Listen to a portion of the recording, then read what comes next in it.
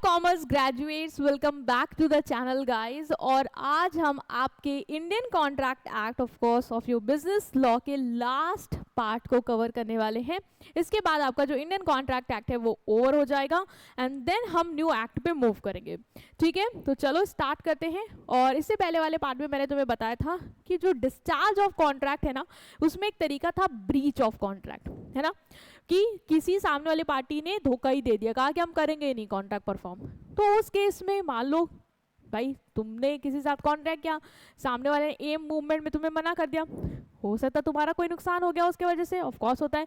मान लो जैसे कंपनी है, किसी सप्लायर से कहा था, किसी सप्लायर ने कॉन्टैक्ट किया था कि वो भैया टाइम पे दे देगा गुड्स, टाइम आने पर उसने कह दिया कि नहीं दे पाऊंगा, भाई कंपनी का तो नुकसान हो गया, उसने प्रोडक्शन के लिए किसी और को ऑर्डर ही नहीं दिया था, डिले हो गया।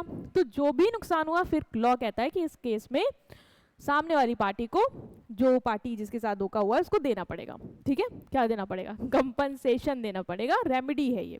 ठीक है, तो आज हम वही चीज़ें पढ़ेंगे कि अगर मान लो कोई कंपनी परफॉर्म ही नहीं करती है कॉन्ट्रैक्ट, या धोखा दे दे, हमारे फ्रेंड्स दे देते, मैम वक्त में मना कर देते कि हम नहीं जा पाएंगे, तो इस केस में अगर हमारा कोई नुकसान हो गया तो फिर क्या कोई हमारी सुनेगा? हाँ, अगर बिजनेस में हो, लीगल टर्म में कोई नुकसान हुआ तो लॉ तुम्हारी सुनेगा और तुम्हें रेमेडी भी देगा। तो ब्रीच ऑफ कॉन्ट्रैक्ट क्या होता है? मतलब कॉन्ट्रैक्ट का टूट जाना। ठीक है, व्हेन अ प्रॉमिस और agreement is broken by any of the parties called breach of contract. दो पार्टीज हैं, किसी भी पार्टीज ने तोड़ दिया कॉन्ट्रैक्ट, तो ये क्या हो गया? ब्रीच ऑफ कॉन्ट्रैक्ट हो गया, कॉन्ट्रैक्ट टूट गया। ठीक है, in simple word, if any party does not perform their obligation, अगर कोई भी पार्टी ने एग्री किया था हम ये करेंगे वो करेंगे, और दोनों में से किसी ने भी अपना पार्ट परफॉर्म करने से मना कर दिया कि हम नहीं कर पाएंगे भाई अपना पार्ट परफॉर्म, तो कॉन्ट्रैक्ट ब्रीच हो गया।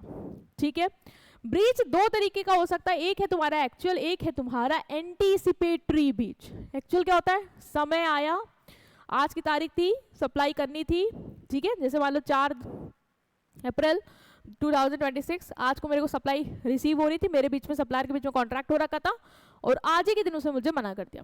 ये हो गया क्या? एक्चुअल। एंटीसिपेटरी क्या?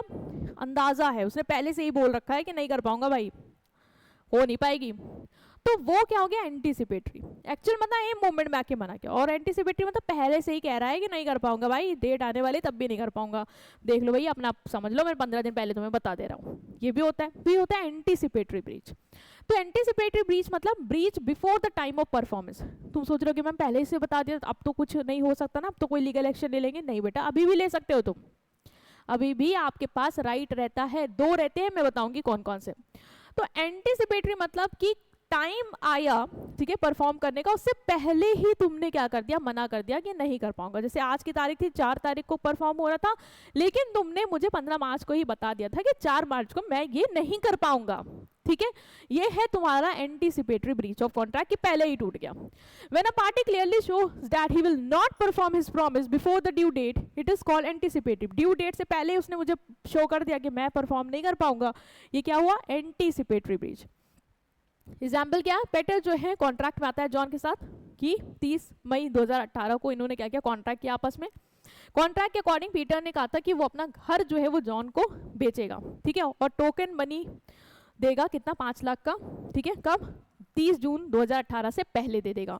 ठीक है, लेकिन 15 जून 2018 को ही उसने बता दिया, जॉन ने पीटर को बता दिया कि भाई मैं 30 जून 2018 को कोई टोकन अमाउंट तेरे को 5 लाख नहीं दे पा रहा हूँ, ठीक है, मैं नहीं दे पाऊंगा टोकन अमाउंट। ये क्या हुआ? एंटीसिपेटरी ब्रीच, पहले से ही बता दिया। ठीक है, ड्यू डेट से पहले ही रिफ्यूज कर दिया कि परफॉर्म नहीं करेगा अपना पार्ट।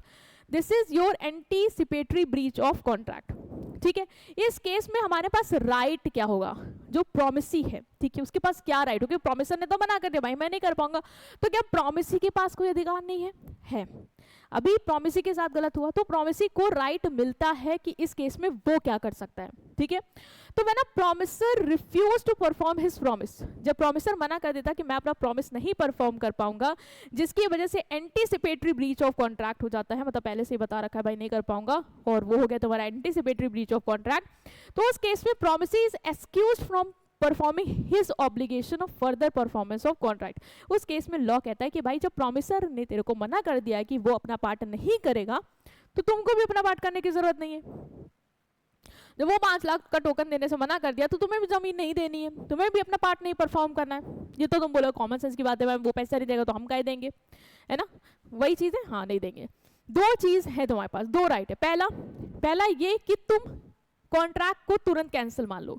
जैसे उसने 30 को मान लो परफॉर्म करना था, हमने डेट देखी थी 30 जून 2018 को करना था, 15 जून को ही बता दिया कि नहीं कर पाऊंगा, तो 15 को ही तुम मान लो कि कॉन्ट्रैक्ट खत्म हो चुका, भाई उसने अभी बोल दिया तो नहीं करेगा मतलब नहीं करेगा, ठीक है। तुम उसको उसी टाइम पे कैंसिल मान सकते हो, टर्मिनेट मान सकते हो और उसके अगेंस्ट केस फाइल कर सकते हो, ठीक है। तुरंत जाके लॉ में उस कोर्ट के पास उसके अगेंस्ट सूट फाइल कर सकते हो कि ये कॉन्ट्रैक्ट को परफॉर्म करने से मना कर दिया है, इसकी वजह से मुझे नुकसान हुआ है, ठीक है। तो ये तुम्हारे पास है, इमीडिएटली फाइल कर लो सूट, मतलब अभी वेट नहीं करना तुम्हें कि आने दो 30 देखते हैं शायद कर दे, नहीं, तुमने पहले ही उसने बता दिया, तुमने वैसे ही जाके इमीडिएटली उसके अगेंस्ट एक्शन ले लिया। एक तो तुम ये कर सकते हो, दूसरा क्या कर सकते हो, अभी उसको ऑपरेटिव ही मानो, है ना, हो सकता कर दे 30 को, तो इसलिए तुम वेट कर लो कि मे भी कुछ हो जाए। बहुत लोग ऐसा करते हैं कि चलो देखते हैं, आने दो ड्यू डेट, देखते हैं, वेट करते हैं, मे भी हो जाए, तो हम वेट भी कर सकते हैं, या तो इमीडिएटली फाइल करेंगे या तो वेट करेंगे। तब तक क्या मानेंगे, कॉन्ट्रैक्ट ऑपरेटिव है, मतलब चल रहा है, ठीक है, कॉन्ट्रैक्ट अभी एंड नहीं हुआ। तो द प्रोमिसी में choose not to cancel the contract, promisee ये भी चूज कर सकते हैं कि अभी हम कॉन्ट्रैक्ट कैंसिल नहीं करेंगे, क्यों, क्योंकि हो सकता है वो कर दे, तो हम वेट करना चाहेंगे, हम उसको कंटिन्यू मानेंगे, हम वेट करेंगे जब तक टाइम जो तय हुआ था वो पास ना हो जाए। और हाँ, अगर वो टाइम पास हो जाता फिर भी वो नहीं करता है, देन हम उसके अगेंस्ट क्या करेंगे, लीगल एक्शन लेंगे।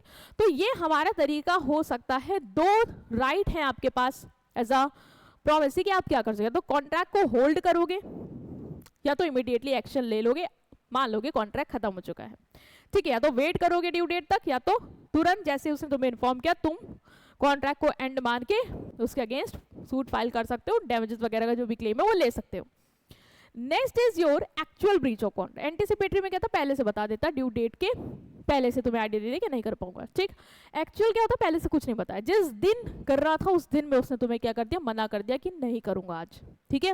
तो ये होता है actual. While anticipatory breach occur before the time of performance, actual breach of contract occur at the time fixed for the performance और during the performance of the contract. Anticipatory क्या था, contract की date से पहले, ये क्या है, जिस दिन करना था उसी दिन मना कर दिया, ये ज्यादा खल जाता है भाई, जिस दिन करना था, क्योंकि पहले बता दे तो शायद हम ऑल्टरनेटिव ढूंढ भी लेते हैं, लेकिन जिस दिन करना था अगर कोई उस दिन धोखा देता देन बहुत ज्यादा खल जाता है ना, उस टाइम कुछ नहीं समझ आता यार अब क्या, तो ये बहुत ही ज्यादा प्रॉब्लमेटिक होता है। तो ये है तुम्हारा एक्चुअल कि मतलब मूवमेंट था और मना कर दिया, परफॉर्म कर रहा था उसी दौरान आधा करा और बाकी छोड़ दिया। तो ये दो तरीके हो सकते हैं जो तुम्हारे एक्चुअल में आएंगे, ठीक है। At the time when performance is due, when a party fails to perform his obligation on the due date, due date में मना कर दिया नहीं करेंगे। जैसे कि पीटर ने कॉन्ट्रैक्ट किया था जॉन के साथ कि वो 50 बैग्स ऑफ कॉटन 30 जून 2018 को डिलीवर करेगा, पहले नहीं बताया, 30 जून 2018 को ही वो बता रहा है कि मैं डिलीवर नहीं कर पाऊंगा भाई आज। ये क्या हुआ, एक्चुअल ब्रीच हुआ। आज के ही दिन मुझे, जिस दिन कॉन्ट्रैक्ट परफॉर्म होना था उसी दिन मुझे क्या हो गया, धोखा मिल गया कि वो परफॉर्म नहीं कर रहा है। या फिर एक्चुअल ब्रीच में ये भी हो सकता है कि तुम परफॉर्म कर रहे हो उसी दौरान तुमने छोड़ दिया बीच में ही, ये भी तो होता है। ये तो पूरा ही नहीं किया, जिस दिन आया तुमने कुछ भी नहीं किया, मना ही कर दिया सीधा सीधा ड्यू डेट पे कि नहीं करेंगे, या तुमने थोड़ा काम किया और बीच में लटका के बोल दिया अब नहीं हो पाएगा आगे, तो ये भी तो एक्चुअली ब्रीच है ना, चल रहा था ड्यू डेट पे तुमने तभी थोड़ा करके छोड़ा है। तो this is also the case under your actual. So during the performance of contract, an actual contract can also occur during the execution of contract when one party refuse or fail to perform its obligation. Contract चल रहा है due date पे, तुमने उसी दौरान बोल दिया कि अब मैं नहीं कर पाऊंगा, आई एम रिफ्यूजिंग, मैं नहीं कर पा रहा, फेल हो गया हूं, मैं नहीं कर पाऊंगा, ठीक है। सच रिफ्यूजल एक्सप्रेस भी हो सकता है, इम्प्लाइड, या तो तुम शब्दों में बोल दो भाई मैं नहीं कर पा रहा हूँ, ठीक है, नाउ आई कांट कंटिन्यू, बहुत लोग बोलते हैं नाउ आई कांट कंटिन्यू, तुम लोग अपने रिलेशनशिप में बोल देते हो फोन करके नाउ आई कांट कंटिन्यू, सामने वाले का दिल देखो कैसे टूटता होगा, ठीक है। तो ये क्या है, ये है तुमने एक्सप्रेस कर दिया, बोल दिया, तो बोल दो, या तो तुम अपने बिहेवियर से इम्प्लाइड कर दो, तुम फोन ना उठाओ, है ना, या झटकने भटकने लग जाओ, तभी सामने वाले को हिंट मिल जाता है he is not interested, she is not interested, है ना, वो तुम्हारे रिलेशनशिप पे चली गई, तुम बाहर आओ कॉन्ट्रैक्ट पे आते हैं। तो यहाँ भी होता है कि इम्प्लाइड होता है, इम्प्लाइड इन द सेंस तुम्हारे बिहेवियर से पता चला तुम परफॉर्मेंस सही से नहीं कर रहे हो, इसका मतलब तुम कॉन्ट्रैक्ट बीच में छोड़ रहे हो। ठीक है, तो ये दो तरीके हो सकते हैं, या डिले कर रहे हो। तो ए एग्री करता है कि वो बी को गुड सप्लाई करेगा इंस्टॉलमेंट में, कुछ इंस्टॉलमेंट में तो उसने दी और बाद में उसने देना छोड़ दिया, तो इसका मतलब क्या, कॉन्ट्रैक्ट परफॉर्म किया और बीच में ही छोड़ दिया, this is what, actual performance, actual breach हो गया ये। ठीक है, ये एक्चुअल ब्रीच हो गया तुम्हारी परफॉर्मेंस का। तो दो तरीके के हैं, एक पहले से बोल दिया एंटिसिपेटरी ब्रीच, और एक कॉन्ट्रैक्ट के ड्यू डेट पे या कॉन्ट्रैक्ट करने के दौरान ही मैंने मना कर दिया कि नहीं करने वाले। ठीक, ओके। अब ब्रीच तो हो गया, कोई रेमेडी होगी? हाँ होगी, क्योंकि ब्रीच में पार्टीज को बहुत नुकसान होता है, इवन सबसे ज़्यादा नुकसान होता है ड्यू डेट पे जो मना हो जाता है, बहुत नुकसान होता है, लाखों का करोड़ों का कंपनी का नुकसान होता है उस केस में।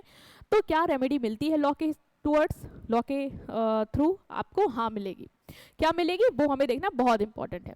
पहला है रेसिशन ऑफ कॉन्ट्रैक्ट। इसमें क्या बोलता है, बोलता है कि अगर एक पार्टी अपना ऑब्लिगेशन फुलफिल नहीं करती है तो दूसरी पार्टी के पास पूरा राइट रहता है कि वो कॉन्ट्रैक्ट कैंसिल कर दे और अपना भी पार्ट ना परफॉर्म करे। ये तो भाई सिंपल है, सामने वाले ने किया तो हम भी नहीं करेंगे, लेकिन ये लॉ भी तुम्हें कहता है कि हाँ ये चीज जायज है कि सामने वाले ने किया तो आप भी नहीं करेंगे। ठीक है, okay. Next is according to section 65 the party residing the contract must resort any benefit. लेकिन भाई अगर तुम्हें कोई बेनिफिट मिल गया है, मान लो तुमने कोई एडवांस ले लिया है सामने वाले से, तो तुमको फिर वो रिटर्न भी करना होगा, है ना। ऐसा नहीं कि तुम वो बेनिफिट का लेके फायदा उठाओगे और कहोगे अरे तो उसने किया नहीं, बाकी चीज तो मैं अब कैंसिल मानता हूँ। नहीं, कोई बेनिफिट अगर तुम्हें पहले एडवांस में कुछ मिल गया है तो तुम्हें उसको वापस करना होगा, देन हम कैंसिल कर सकते हैं उसको। ठीक है, और दूसरा, जो पार्टी को नुकसान हुआ है भाई वो अपना क्लेम तो लेगा ही, जो भी डैमेज हुआ है, जो कंपनसेशन वगैरह वो तो क्लेम कर ही सकता है जिस पार्टी को नुकसान हुआ है सामने वाली के मना करने की वजह से, तो वो चीज़ तो अवेलेबल आपके पास रहेगी। ये होता है रेसिशन ऑफ कॉन्ट्रैक्ट, एक ये रेमेडी है। दूसरी क्या है, सूट फॉर डैमेजेस। तुम कोर्ट पे केस कर सकते हो कि जो भी मेरे को डैमेजेस हुए हैं, नुकसान हुआ है, उसका मुझे पैसा दिया जाए, तो ये भी है। Of course as per section 73 the party who suffer due to breach can claim compensation for loss और डैमेज। तुम्हें कॉन्ट्रैक्ट टूटा, उसकी वजह से तुम्हें नुकसान हुआ, तो तुम वो पैसा भरपाई करवा सकते हो। कंपनसेशन जो है वो उन्हीं लॉस के लिए मिलेगा जो नॉर्मल कोर्स में आए हैं, मतलब जो बिजनेस के दौरान जो काम होना था उसकी वजह से जो तुम्हें नुकसान हुआ है बिजनेस से रिलेटेड, वही नॉर्मल लॉस ही कंसीडर किए जाएंगे। अगर सप्लाई नहीं हुई और सप्लाई ना होने की वजह से तुम्हारे मान लो वजह से नहीं, सप्लाई नहीं हुई, उसने कहा था तुम्हें गुड सप्लाई करेगा और सप्लाई नहीं किया, जिसकी वजह से तुम्हारा आगे कस्टमर का जो भी तुमने कॉन्ट्रैक्ट कर रखे थे वो नहीं फुलफिल कर पाए, और तुमने सप्लायर को बताया भी था कि मुझे फर्दर सेल करने हैं कॉन्ट्रैक्ट को, तो इस केस में तो नॉर्मल कोर्स ऑफ बिजनेस में तो नुकसान हुआ कि भाई उसको बताया भी था कि कस्टमर को आगे फर्दर सप्लाई करना, फिर भी उसने टाइम पे सप्लाई नहीं दी, मेरा नुकसान हो गया, मेरे कस्टमर टूट गए। ठीक है, तो ये तुम कंपनसेशन ले सकते हो। लेकिन अगर एब नॉर्मल लॉस है कोई, है ना, जो तुमने कॉन्ट्रैक्ट में नहीं उसको बताया था कि सप्लाई इसलिए चाहिए या ये पर्पस है, और मान लो तुम्हारे अचानक से कोई तुम्हारे स्टॉक में आग लगी और तुम बोलोगे कि ये ना हो, सप्लाई आने की वजह से, टाइम पे सप्लाई नहीं, इस वजह से ये हो गया, तो ऐसा नहीं है, तो उस केसेस के तुम फालतू की कंपनसेशन नहीं ले सकते हो। रेलिवेंट होना चाहिए, नॉर्मल कोर्स ऑफ बिजनेस से रिलेटेड होना चाहिए, उसका ही आप ले सकते हैं। अब नॉर्मल लॉस जो है, जो बिजनेस के ऑर्डिनरी कोर्स से रिलेटेड नहीं है, उनका आप नहीं ले सकते। ठीक है, नेक्स्ट है तुम्हारा लिक्विडेटेड डैमेज। दो तरीके के डैमेज क्लेम कर सकते हो, एक है लिक्विडेटेड, एक है अनलिक्विडेटेड। लिक्विडेटेड क्या होता है, ये वो अमाउंट होता है जो पहले से डिसाइड होता है, मतलब पहले से कंपनी कॉन्ट्रैक्ट में डिसाइड भी कर लेती है अगर कॉन्ट्रैक्ट बीच में कोई तोड़ेगा तो इतना रुपये पेनल्टी देनी पड़ेगी, तो दिस इज लिक्विडेटेड। और जो नहीं डिसाइड करेंगे, जो नहीं डिसाइड करेंगे एडवांस में और कोर्ट डिसाइड करेगा कितना डैमेज देना पड़ेगा, क्लेम देना पड़ेगा, वो क्या होता है, अनलिक्विडेटेड। तो दोनों चीज़ याद रख सकते हो। नेक्स्ट इज तुम्हारे पास एक और रेमेडी है कि सूट फॉर स्पेसिफिक परफॉर्मेंस। बहुत सारा केस ऐसा होता है कि लॉ कहता है कि जो रेमेडी है वो कंपनसेशन मनी के थ्रू नहीं हो सकती, कंपनसेट मनी के थ्रू नहीं हो सकती, मतलब जो चीज़ कही गई थी कि परफॉर्म होनी है वही चीज़ आपको परफॉर्म करनी पड़ेगी, मतलब जो कॉन्ट्रैक्ट में लिखा गया था कि ये परफॉर्मेंस होनी है वही ही सामने वाले को कोर्ट कंपेल करता है कि आप परफॉर्म करके दो सामने वाले को, आप मना नहीं कर सकते, आप तोड़ नहीं सकते। तो ये एक रेमेडी मिल सकती है सामने वाले को।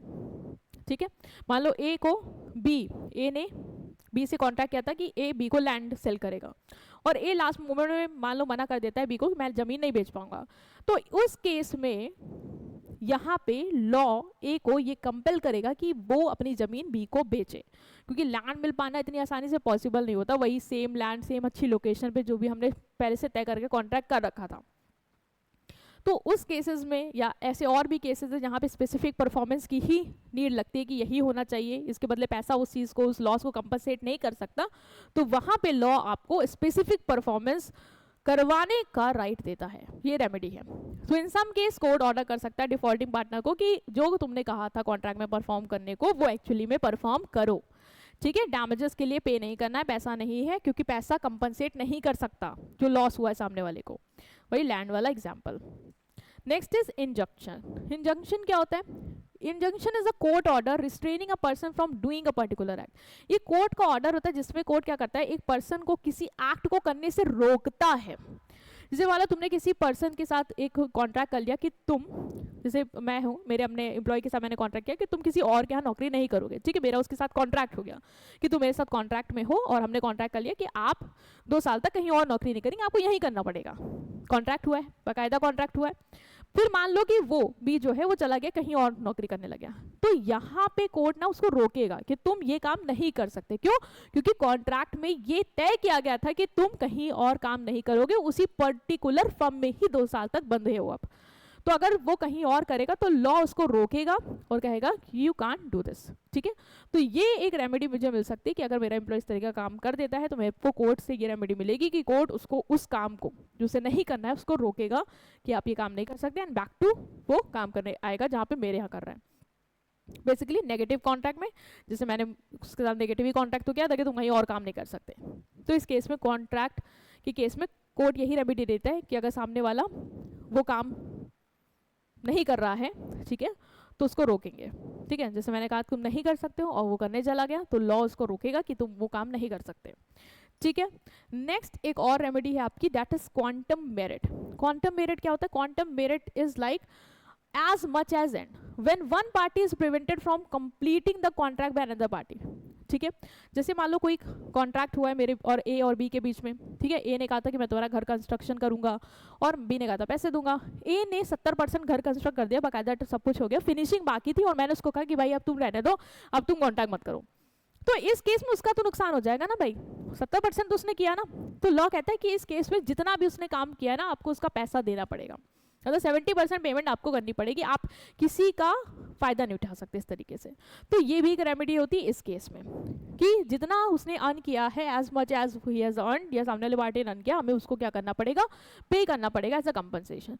तो एक पार्टी अगर प्रिवेंट करती है दूसरी पार्टी को कॉन्ट्रैक्ट परफॉर्म करने से, तो वो जिस पार्टी को रोका गया है वो क्लेम कर सकती है वो कंपनसेशन उस काम का जो उसने ऑलरेडी कर दिया है, ठीक है। क्योंकि कोई भी अनरिच बेनिफिट नहीं ले सकता, कोई भी अनजस्ट एनरिचमेंट नहीं ले सकता, दूसरे का फायदा नहीं उठा सकता कि भाई उसको मैं, मान लो हमने डील करी थी पूरा कॉन्ट्रैक्ट कंप्लीट करने की और मैं होशियारी करूं कि चलो इसने 70 ही तो क्या, कॉन्ट्रैक्ट हटाते खत्म करते हैं, कौन सा पैसा देना पड़ेगा, नहीं। इस केस में लॉ उसको प्रोटेक्ट करेगा, जितना उसने आपके लिए काम किया है, जितना उसने अर्न किया आपको उतना पेमेंट करना पड़ेगा, ठीक है।